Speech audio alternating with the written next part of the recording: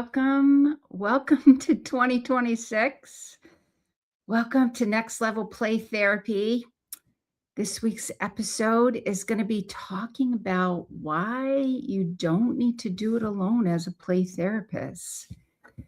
And so when I was thinking about topics for the live stream episode, and this is kind of my first week back from taking a 2-week break, just to kind of stand back and rejuvenate, refresh, connect with my people, my family. I was thinking about what would be helpful in 2026. And I'm not a big person to think about goals and, the same old kind of, to me, feels tired. I thought, well, what's really going to help to start the year out and set the tone if we use intention about 2026 and the way as play therapists we want to show up in 2026, what the heck would that look like? And so I thought about the power of community. And what I hear over and over and over and over and over and over and over is so many play therapists feel isolated and alone in their practice, in their agency. And I thought, you know what? One of the things that I have learned through doing Play Therapy Academy, which is my online consultation program, and which was the catalyst for launching my new membership program for those people that didn't need Play Therapy Academy, is the idea of community. And let's not feel burned out, overwhelmed, stressed out, and have our imposter syndrome kicking in and ruling the day on more days than we would like it to. And so that, to me, is the reason for choosing this topic for this month. I'm also going to be opening up enrollment for Play Therapy Elevation Circle. So I will talk a little bit more about that if you're interested in that. Play Therapy Academy has openings. So I will talk a little bit about that if you're interested in that. The core foundation in my mind about these two memberships gets at the heart of a problem that I see going on in the play therapy space. So I think you could make the case that this is probably something a lot of mental health professionals struggle with, feeling isolated, alone, burned out, and overwhelmed.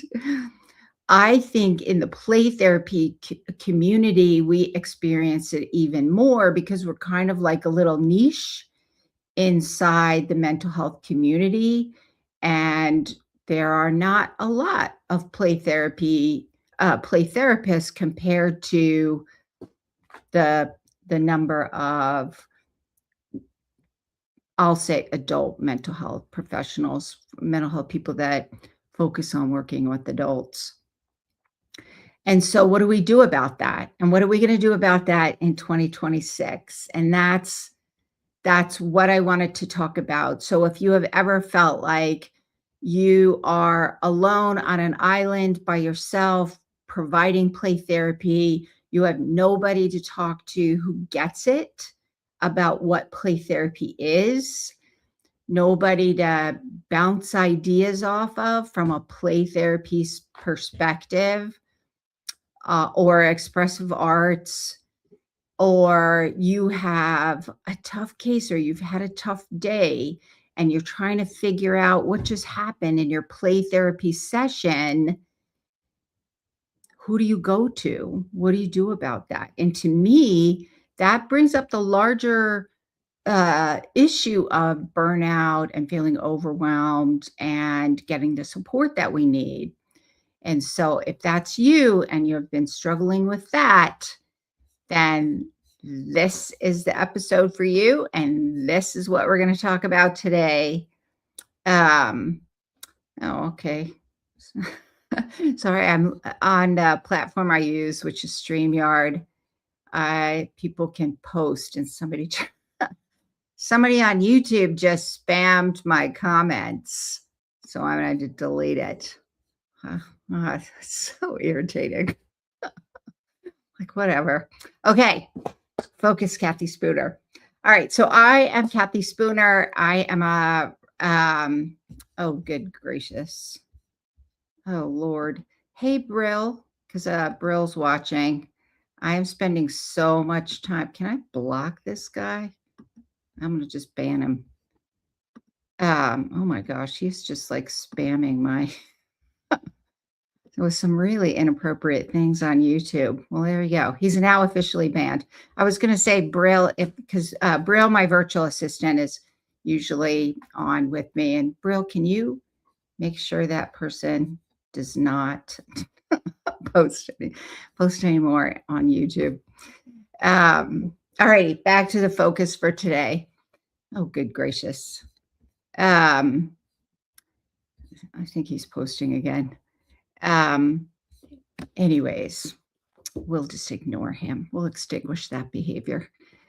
So if you are a play therapist and you have been feeling isolated and alone, then my hope is with this episode today that you will feel a little more rejuvenated and feel a little more supported.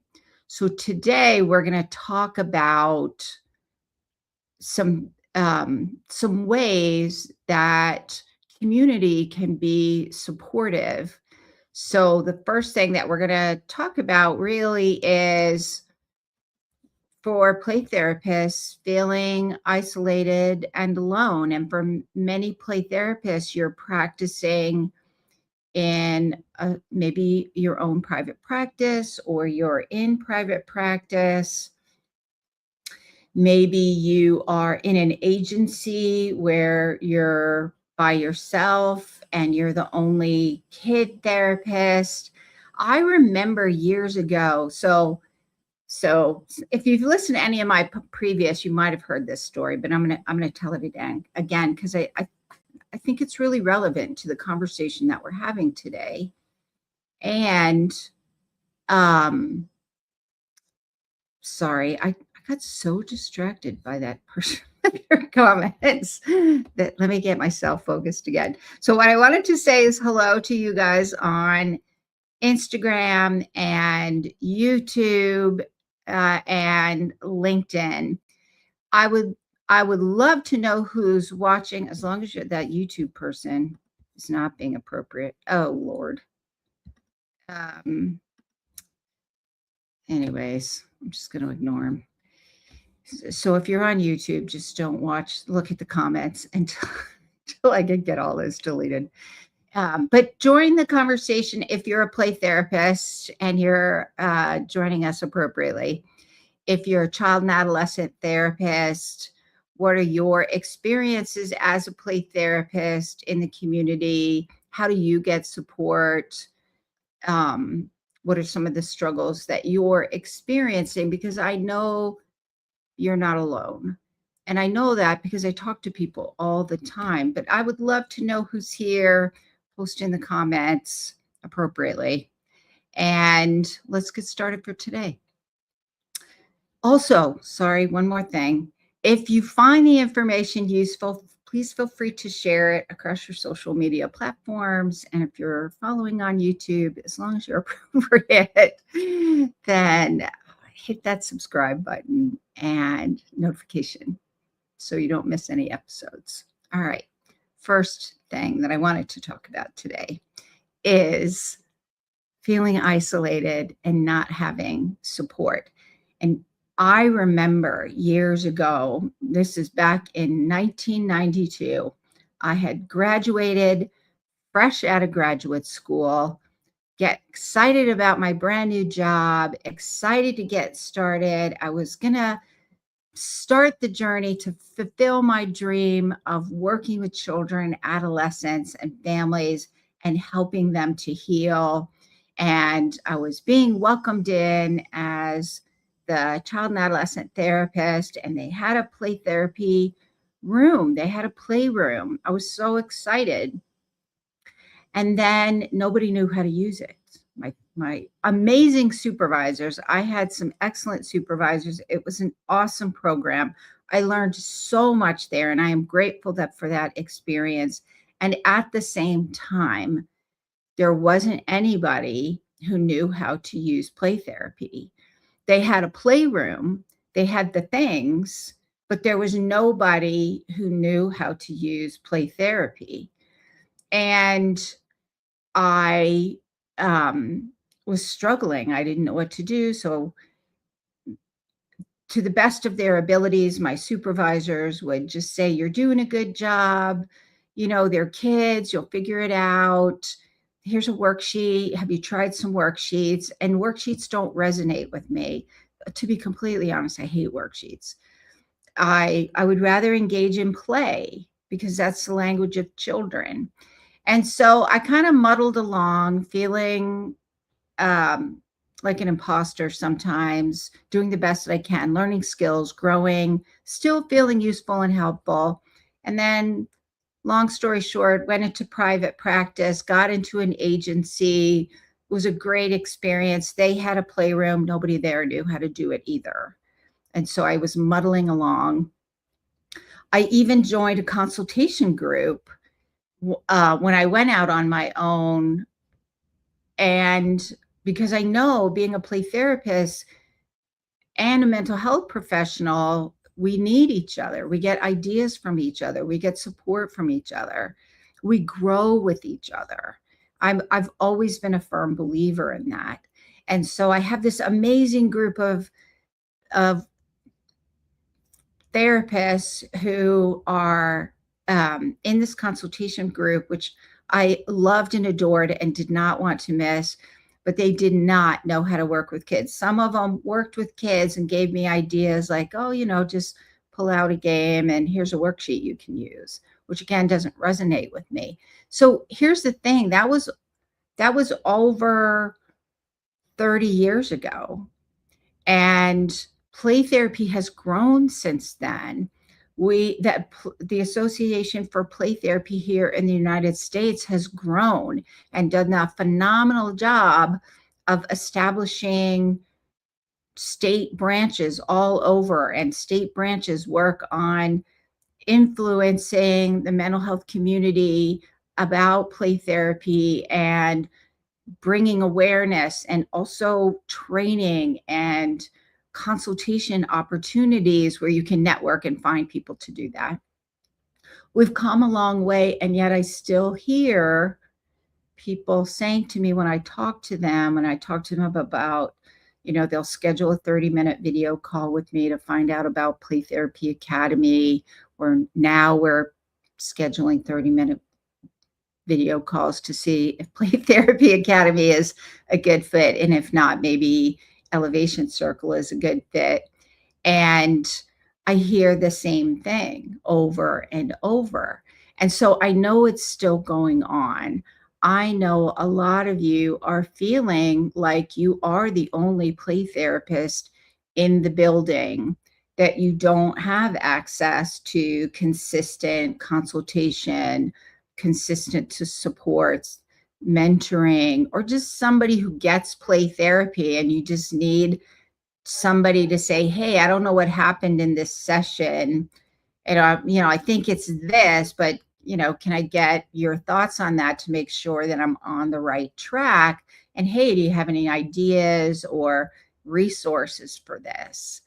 And so having a community of play therapists who understand what play therapy is, that play therapy is using a theoretical model to access the therapeutic powers of play within the context of a strong therapeutic relationship, a community where you have a sounding board, you can get different perspectives and emotional support. I can't tell you how many times in Play Therapy Academy over the last several years, somebody has come to one of our meetings, or we have a private group chat as well, and somebody might post in there, "Hey, this just happened to me. I'm feeling a little deflated right now, or my imposter syndrome is in full swing.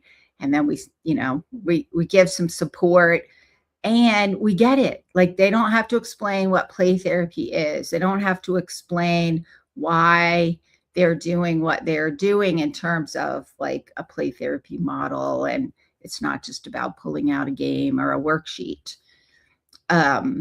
That it's about how to access the therapeutic powers of play. When you're in a community of play therapists, we already get it, which is why I went to the Association for Play Therapy conference last October. And I had gone a couple years before that as well. And one of the things that I think about going to play therapy training or play therapy conferences is you find your people. Like, the energy at the Association for Play Therapy conferences is amazing. Part of it is because we're with our people. We get it. We don't have to explain things. We get ideas. We're in trainings focused on play therapy. We're getting ideas about play therapy. We're feeling rejuvenated. We have a place where we can go and get ideas and give different perspectives about what might be going on. A play therapy community is where you can get support. Hey, am I on track? Was this, like, I think it's this theme. Here's why I think it's this theme. Does that make sense? Do you think it's me? Is my stuff coming through? Or I just had a conversation with somebody yesterday about, trying to figure out, is it me? I know I'm a little prone to being reactive with this. So is it me, or am I picking up on something? We all need help doing that. And a play therapy community where you feel safe to do that and respected, and we get it, can provide so much support. But here's the other thing. It also helps you to avoid burnout, which is another point that we're going to get to. I'll just go ahead and get to it now. So it helps to avoid burnout and feeling overwhelmed and mental fatigue. Day after day after day, you sit with clients after clients after clients after client. We hold hard things. These are hard stories. Being a play therapist is fun, though, so we can hold hard stories in a fun way. But it's still a lot of work that we're holding, and it's still hard to hear the stories. We meet with parents. We support parents or caregivers. We hear their struggles. We hear their frustrations, sometimes with us, because they don't think it's going well and they want us to fix it. Right? We have to hold that and see if we can help to shift that. And that's mentally draining. We show up with the therapeutic use of self in our sessions. So if I'm going to use a little neuroscience, interpersonal neurobiology here, I'm going to talk about our resonance circuits. Our resonance circuits are us connecting neurobiology to neurobiology. We are experiencing it with our clients when we are fully present in the moment, being that container for our clients and their parents and their families. I do family play therapy, so I'm holding family systems. That's how I look at it. And that can be exhausting, especially when maybe your child has been up all night before with nightmares, or maybe your whole family has got the flu running through from kid to kid or parent to parent, and you're doing all the things, right? Or maybe you are having some, maybe you're having some of your own personal stressors that are going on. These are the things. We still have life going on. It's not like, my husband would always remind me, it's not like you're a robot. Of course you're going to have feelings, which always made me laugh because I was like, leave it to the non-mental health person to speak the voice of reason when I'm second guessing myself and I'm like all over in my head overthinking things, right? Leave it to the non-mental health person to speak the voice of truth into my brain and instantly get me to go, oh yeah, it's true. That always makes me laugh when I think about it. Anyways, it's true though, right? Where we carry burdens in our neurosystem day after day. We have fun doing it sometimes. That thinking of that made me laugh so hard. My eyes are watering a little bit. Um, Plus, I'm a little tired getting started again this morning. But in between sessions, how much time do we have to let go of that? Right? We move from session to session. We invest all of ourselves in this play therapy session. Maybe we have this robust battle, right, with swords, or maybe we're playing in the restaurant and we're focused on being a good customer, or we're eating the delicious pretend meal that was just made for us, or we're processing trauma, right? All these things. So in one session, and then we have to shift gears and go to the next session, and maybe they've got something completely different that we're working on there. That's a lot of shifting. And we're holding that. That can be really exhausting day after day when you are doing it on your own and feel like you are the only play therapist.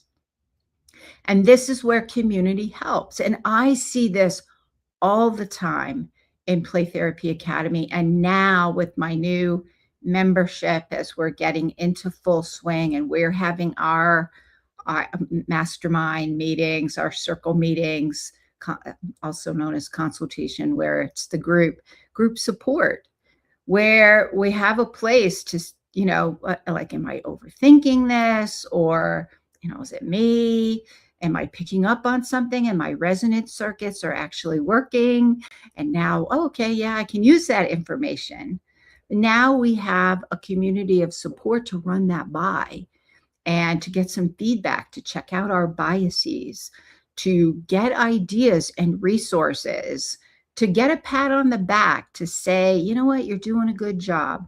Or maybe a little bit of compassionate challenging, like, hey, you may want to think about that a different way. Or, this might be another way to think about that. In a safe space where you feel like you don't have to pretend. You can be who you are and get support to do the job that you need to do. And then you can go back to being the play therapist, being the support, being the, as I say, the wise Yoda, showing up to guide my young Padawans through the process and become amazing Jedi warriors, right? To navigate the world, providing support to parents so they can help their kids navigate the world. So being part of a community allows that to happen. And being part of a play therapy community specific to play therapy allows you to be part of a community where you don't have to constantly explain and try to get them to understand what you're talking about, or silently say in your head, yeah, I'm not using a worksheet, or yeah, playing games all day long just doesn't seem to be moving the needle. And I need something with a little more depth, understanding how the heck we access these therapeutic powers of play, and what the heck does that even look like with this client or with that client, right? This is where community can make a difference. And the other thing is that I find is there is absolutely no way for us to stay current on every little thing going on in the play therapy community theoretically the new thing that's going on, the the strategy du jour, as I would call them, or the new diagnosis du jour. How do I figure out which one's actually accurate so I get a better sense of what are the roots at this problem my client is experiencing? There's no way to be an expert on everything. It's just not possible. And I say that after being in the mental health field for almost coming up on 35 years and being the person in the beginning who wanted to know all the things and felt like I had to stay up. I had to read all the research. I had to read all the theories. I had to learn this theory or that theory, and I had to know what resources were around. It was exhausting. It's not even possible. Here's what I did learn, though. Here's the shortcut. Your community, if you access their resources and their knowledge and their expertise, then you can tap into that and use that information to help you kind of fill in the gaps and lean on their strengths to help you grow in those areas. My philosophy is work harder. I got that backwards. Work smarter, not harder. Like, is there a easier, faster way to get to this goal that where I'm still going to get the same benefit, but I don't have to take all this time, energy, and financial resources, right? I see this all the time in play therapy community. I see this was just at our elevation circle meeting last month, where we had different people with different expertise, and we were helping somebody kind of think about things a different way and maybe figure out what was at the root of the problem. And we could use these different expertise and this different knowledge base to figure it out. And that way you have that kind of synergy of knowledge and wisdom, and that collective wisdom to get, I would say, more well-rounded support for you. And that's going to benefit your clients because you're going to take that into the playroom. You're going to take that into your parent counseling sessions with family counseling, parent consultation, family counseling without client present sessions, whatever name you're going to use for it. You can take that knowledge and wisdom to help you be a more effective guide for your clients and their parents. And so to me, that's the power of community. We can work smarter, not harder. We can have less burnout. We can be more effective guides, more knowledgeable guides. We can be more present with our own families because we have a place to take all this stuff that we're experiencing as play therapists that come up day after day after day after day. We have a place to take that where we can leave it and then now have space for our own family systems. We can feel less guilty knowing we're not the only ones who feel like, you know what, I feel like I'm giving more time and attention to my clients than I do my own kids, right? We're not little robots, as my husband would remind me. And so this is the power of community.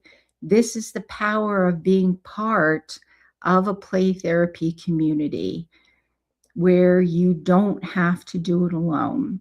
So if you are tired of doing it alone, if you want consistent support without feeling overwhelmed and burned out, just one more thing that you have to do, and be able to get a place where you can have ideas to get more clarity, to build more confidence, to have less burnout, then a play therapy community or play therapy support is going to fill that need. And that's why I am happy to announce, if you're interested, I have two options. One is Play Therapy Academy, and the other one is Play Therapy Elevation Circle. They're a little bit different and they're kind of similar. So I do have openings in Play Therapy Academy right now. So Play Therapy Academy, if you're interested in if 2026 is the year that you decide, yep, I want to get my registered play therapy credential and I want support so that I don't have to do this journey alone. And I want to access some more information along this path of becoming a registered play therapist, then Play Therapy Academy is probably a good fit. We meet twice a month, very structured consultation meetings in order to maximize our time and get the most benefit for you. But also, you not only get my almost 35 years of experience in child and adolescent mental health, you get the collective wisdom and experience of the other Play Therapy Academy members. And Play Therapy Academy is a very small group. So that one's much smaller. There's courses in there, tons of support.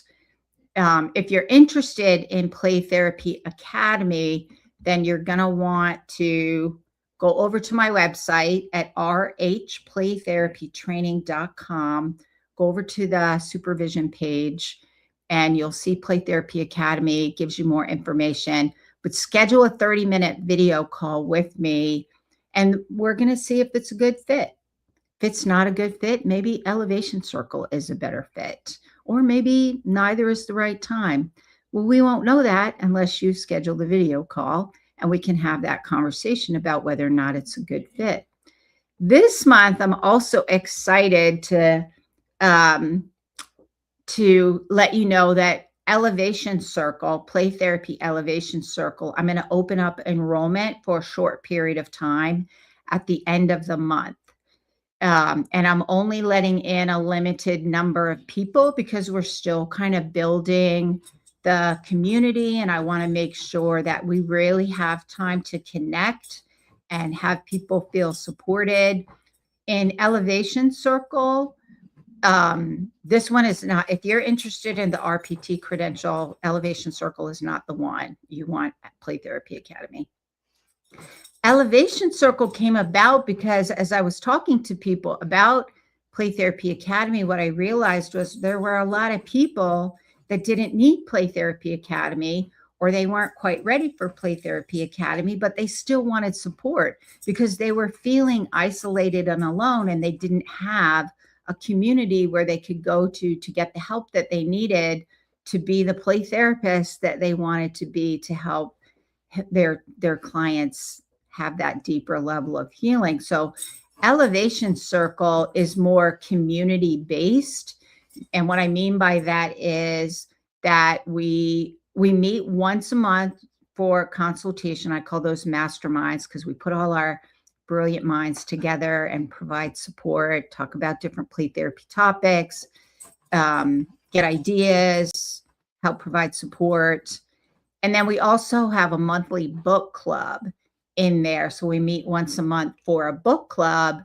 And the book club discussion is focused on how do we take that information we're learning from this book and apply it in play therapy. And so the book that we're reading is, I think it's, I don't know if it's an oldie. To me, it doesn't feel like it's an oldie, but it was published in 2008. So maybe. But I think it is pure gold. Every page I love. And if you take nothing else away than reading, being a brainwise therapist, by Bonnie Badnock, then I would definitely get that book. But that's the book we're reading, and then we're seeing how are we applying that in the play therapy sessions and the work that we're doing. There's some other things in there as well. There's some other things in Play Therapy Academy. You can go over to my website and kind of read more about that. If you're interested in Play Therapy Elevation Circle, and that Play Therapy Elevation Circle, that one's kind of global. People from all over the world can join that one. So if you're interested in those, then go over to my website at rhplaytherapytraining.com. If you're interested in Elevation Circle, I would highly recommend getting on the wait list so you can find out when it's going to be opening up and some other things going on with Play Therapy Elevation Circle, because it's only going to be open for a short period of time, and I am only letting in a small group of people for this next round of enrollment in Elevation Circle. So if you're interested in those, we're also going to post the links in the comments, but definitely head over to my website at rhplaytherapytraining.com. See what's going on over there. There's other resources. I have some trainings coming up, so there's some other things over there as well. And I just want to end by saying how much I appreciate our play therapy community, how much I appreciate you, and the work that you're doing. And I say, let's let 2026 be the year that you don't do it alone anymore.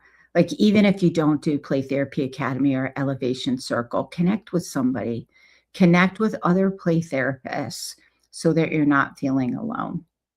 All right. And I will see you next week. That is all for today. Bye for now.